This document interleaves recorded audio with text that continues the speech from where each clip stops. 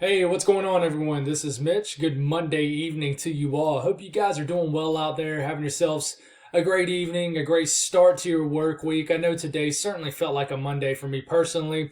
I just felt like I never called up at work, and I don't know about y'all, but I'm definitely a type of person where I like to keep everything in front of me, not just in work life, but in anything in life, and it was just difficult today. But some days is going to be like that, but certainly hope your Monday was good to you folks out there. But as you know, in this evening's video, we're going to break down the severe weather event that is now pretty much expected for tomorrow. But I'm going to give you my thoughts on some things in this video. Of course, we're going to talk about what's driving this, but we'll go through that section of the video much quicker than we have been because now we're in full range of the HRRR model, the NAM models, and this is starting to run if not every hour with the HRRR model, then every 6 hours or 12 hours, if you will. So we got some good information that we can feed you guys this evening.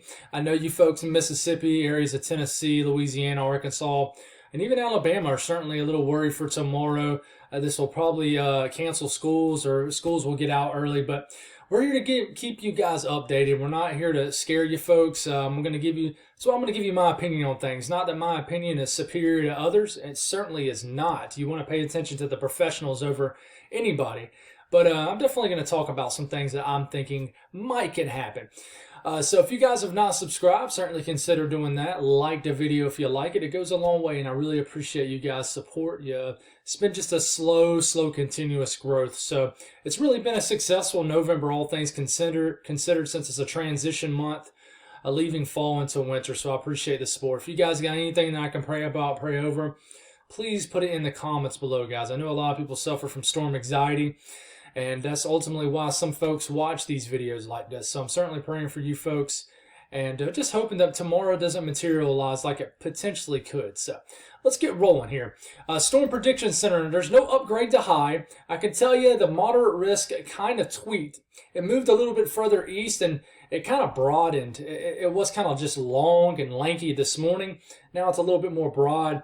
You still got the moderate risk down here. This includes Memphis, Tennessee, Greenville, Mississippi, and then everybody in between. But it certainly includes basically almost the entire northern half of Mississippi. The only areas that does not include a Mississippi in the northern half is the far eastern counties of Mississippi. But don't focus so much on that. You got an enhanced risk surrounding this. It's a level 3 out of 5. The moderate risk is a level 4 out of 5. And then listen, I want to reiterate something, guys. Just because you're not, say you're in a slight risk and you're like bordering the slight and enhanced risk, and you're thinking, oh, it's not going to be too bad for my house. Tornadoes can still occur outside of the biggest risk area. I want to remind you guys of that, and please just remember that. Stay weather aware, even if you're in the marginal risk. So the tornado risk, guys, there's a 15% risk in that moderate risk to see a tornado 25 miles in any given location. There is also a 10% risk to see, not added to that necessarily, and definitely not, but just a 10% chance in general of seeing a EF2 or higher tornado. Which once you get to the EF2, guys, that's a tornado that can certainly destroy communities and small towns, especially if it's long lasting. Got a little glitch there, but there's also a 10% risk, and also a 10% risk of a significant tornado or greater in 25 miles in any given location in the yellow area surrounding this 15% risk. And then there's the huge 5% risk too that includes big cities like Shreveport, Nashville. I've had a lot of people ask about Houston in the comments. I'm not thinking much is going to happen in Houston. Maybe some storms early in the day, but the severe weather event, I don't know what you guys have been told down there, but it certainly does not look like it's going to be a big deal in Houston. Just wanted to throw that out there for you folks. The wind threat, the good news with the wind threat is, this morning we had a 10% hatched area, meaning we had a 10% risk to see significant winds. That means 65 knots or higher in a very small section of Mississippi. They've done away with that, so now we just have a huge 30% risk to see damaging winds pushing 50 knots or higher. It's about 55, 60 miles per hour in this region. We'll watch to see if a line of storms can congeal together after this leads its discrete or semi-discrete mode. So what we're going to do here is we're going to run through the thermodynamics, kinematics, things like that. And I'm just going to kind of do this on the fly instead of having a million panels pulled up. This works out just the same. So here we go. We'll start this off. at around midnight tonight. We'll get all this all the way to about 6 a.m. Central Time, give or take an hour. You can already tell moist air starting to build into Louisiana. Dew points climbing into the 50s.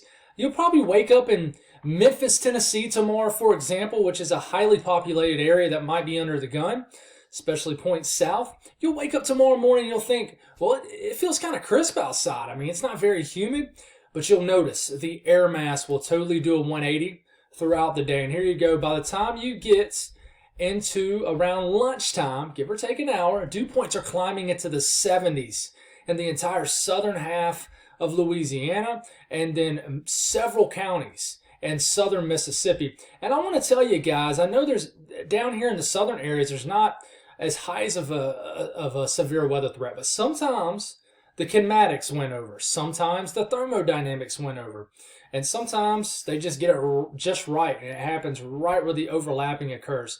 I don't know if you guys remember the tornado that happened just outside of New Orleans. When was it? Back over the spring. That was actually in an area, I actually chased that event, but I was way up in Mississippi. That wasn't a moderate risk, but it was an area that was pretty decently far south of the highest threat area. And it just happens, guys. So that's why it's important, even if you're not in a moderate risk, to pay attention. The dew points climbing into the around 60. So you could go from the dew points in the 40s to dew points in the low 60s in Memphis in about a 6-hour period. So dew points well into the 60s up to Little Rock, and this continues to climb, guys. And remember, the Little Rock radar is going to be down, but the good news is that this is going to be a little bit further east of Little Rock. But there is a weird radar gap in the area that might be the most under the gun tomorrow, so that is a concern. It is a concern, but we'll watch.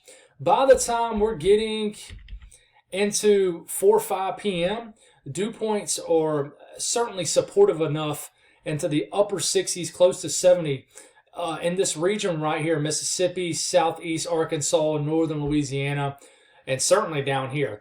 And dew points are part of those thermodynamics you need that will certainly support and add the ingredient for severe weather in this region. So another thing you look at with such high dew points, what will the CAPE levels be? If you go down here, you look at mixed layer CAPE in this same time frame, and hopefully we can.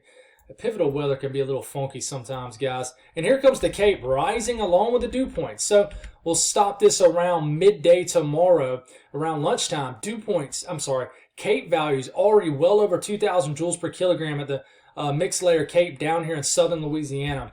This continues to rise, and it rises into an area where you have a low-level jet pushing 40 to 60 knots, which I'm about to show you here in a second. So this is where things could really go down here. You got downhill. You got the CAPE values reaching 1,500 to 2,000 joules per kilogram. That's that rocket fuel that you need for these storms in this area. You don't want this to rise too high, guys. When you add even just 500 joules per kilogram to the mix and you bump it up even more, things get much more significant much quicker. So this is in this area until basically the dry air comes in and then kills the atmosphere and stabilizes it. So it's a big worry here, guys. And you look at the low-level jet in this region, and certainly one thing you always look for is, is the best overlapping of the dynamics right here. Thermodynamics and kinematics. And certainly your wind energy, basically that spin in the atmosphere, the turning with height, and the change of direction with height, that is the kinematics. So here comes this low-level jet. You already will probably be waking up in Little Rock tomorrow, and you'll look up in the sky, and the clouds will be racing 1,000 miles an hour just above your head. This low-level jet moves in, and right here, right when your CAPE values spike in this area, and right where your dew points get the highest tomorrow, 40 to 60 knot low-level jet, the turning with height, meaning the wind direction is changing directions the higher you get up in the atmosphere, and is actually speeding up. There will be a mid-level jet, which is obviously higher than the low-level jet, that will be pushing 60 to 80 knots. So there's going to be a sector, a moist sector, where you're going to have the highest severe weather threat in this region. So I did not mean to spend that much time on that part, but certainly there it is. Let's take a look at a much broader look at how this could go down from the HRRR model in the NAM, and then stick with me. we'll take a look at a much more in-depth look and much more zoned-in look to the moderate risk. So looking into tomorrow, one thing you'll notice, convection already popping off here, just some scattered showers in Louisiana and eastern Texas. And then here comes, this is the HRRR model. If I said the name, my bad, I meant the HRRR model. Here comes the scattered convection. This is around midday, around lunchtime, Central Time. You already got some nasty looking supercells near Baton Rouge down here in southeast Louisiana, and already a cluster of storms in and around the Jackson, Mississippi area. Some storms in and around Little Rock, but it looks like they get going east of you guys. So here it goes. We're starting to get into around 2 p.m., give or take an hour, and you got a cluster of storms down here, cluster of storms right here and right here. So the further south you go, the better the thermos are. The further north you go, the better the kinematics is. So where do you have the best overlapping? Right in this area. So to me, this looks like a semi-discrete supercell mode. But this moves through, and then, behind it, you have some more cells that get going. So it's almost like you got two waves here. And that's kind of concerning because the second wave gets going behind this. And I tell you guys, I mean, we'll get a closer look at this here in a second. I don't want to get too detailed, but I can tell you this is a nasty look at around 9 p.m. Central Time. It really is, and this is after the sun goes down. So I don't think the event's going to be over once the sun goes down. It certainly isn't. The NAM, here comes the NAM. The NAM is really sloppy. A lot of sloppy convection throughout the day. And this is actually probably what you're pulling for. It never really gets a discrete mode going. It does right into here. Shows some pretty nasty storms, some heavy rain, Tennessee, northern Alabama, northern Mississippi. And, it just doesn't look as alarming. I can tell you that. But let's take a closer look at the HRRR model, which is always a great model to look at with these setups. And here it is. We start off, we'll start off around 6 a.m., getting into around 9 a.m., getting into about lunchtime. And here you go, a closer look. Little Rock, Memphis, Jackson down here, Shreveport, Baton Rouge down here. And you got to watch these storms. This is kind of the first wave that moves through. And then you can already tell the storm right here in far eastern Arkansas. See how it kind of has that kidney bean look to it, a hook? Watch for a rotating updraft in those areas. Same thing with this. It doesn't look like much, but this moves through. Watch out. Western Tennessee. And then watch out Huntsville, Alabama. I mean, we're starting to, at this point, get into about the 4 to 5 p.m. range. The sun's starting to set. You got a bunch of nasty looking storms down here in southern Mississippi, but they're really kind of clustered up, kind of not giving each other enough room to breathe, which is kind of it is a good thing. They're just basically, in a nutshell, not giving each other, these cells, enough room to take full advantage of the atmosphere at bay here. But one thing that's concerning that the HRRR model does, once we get, around 5, 6, 7, 8 p.m., there's a couple other, there's like another segment of storms that forms back here. And this is well after the sun goes down. And these storms kind of are concerning looking. They kind of have that look to them where they kind of got a hook right here in northeast Louisiana. Western Mississippi looks kind of scary. And then you still got some nasty storms down here. I think that this could be an event, just my opinion, like I said I was going to give you, that we could have some nasty cells outside of the biggest risk area in the moderate risk. And that's just my thinking. I think that there's a chance that the thermodynamics might win out. And not a lot of people's talking about that. Part of what I do here, guys, and I'm not a meteorologist. I'm a weather enthusiast. I'm just a guy that's a nerd with weather, is you take thoughts. So I'm not saying this is going to happen, but it is I'm a little bit more concerned, not more concerned, but I'm also concerned about these areas to the south in southern Mississippi and down here in Louisiana. And if you look at the Storm Prediction Center, there's only a slight risk down here. In some areas, an enhanced risk. I could be totally wrong, guys. I could be. But I want y'all to be careful down here in this region, too, where you only have a slight and enhanced risk. So please don't get your guard down in this region. I know that you'll be lacking probably the kinematics you need, but still, be careful down there. Be careful. But I can tell you, I mean, we're getting at this point, this is around 9, 10 p.m. I mean, there's still some semi-discrete cells in this kind of congealed line. And then just, it could be a threat all night, guys. It could be. It could be a dangerous scenario. And this keeps going. And then a lot of heavy rain's going to fall. I really think, Birmingham, just before sunrise, you could wake up to a rocky morning. So, the HRRR model, to me, looks like a much worse scenario. Now, you look at the NAM. Here comes the NAM. You got some morning convection flying through Mississippi, areas of Arkansas. What does that do to the atmosphere ahead of the main event? Well, I guess we'll find out tomorrow, looking at real observation soundings. But here you go. You're getting into that prime time that the HRRR model say. For example, I'll freeze it right here. This is around 6 p.m. Central Time tomorrow. And we'll look at 6 p.m. Central Time tomorrow on the HRRR model. Much more activity. You got cells back here that are just getting going. And then you compare it with the NAM, not as worrisome looking, which is good. And not as many cells down here. I think this will be a really good battle between both of these models. And it's hard to know what I'm going to favor. But I almost kind of favor the HRRR model, not with the whole entire scenario, because I have my doubts on the back storms back here. But I do think some action is going to fire up down here. I really do. But the NAM keeps rolling here. And it really just, to me, if I was looking at this at surface value, it really doesn't look like it materialized. Now, you could have some cells mixed in with some of these congealed lines right here. But honestly, it just doesn't look that bad. Now, you get some questionable looking storms showing up in Mississippi right in the middle of the night, which you don't want to happen. But we certainly will watch this. We'll watch. It's going to be an interesting battle. The HRRR model, as far as updraft helicity, basically it tries to depict where there's going to be a spin in the atmosphere. And here it comes. You've got this one big storm showing up in the middle of Mississippi. You want to watch. Tomorrow might be one of those days where there's 2 or 3 dominant storms that really are just the worrisome ones. Maybe one that can produce a stronger tornado. But, you got a signal down here, and then you watch the storms that form behind it that can really get going. But, Western Tennessee, guys, it's a threat in here, too. Now, I've had a lot of people, in Illinois, in Kentucky, in the comments.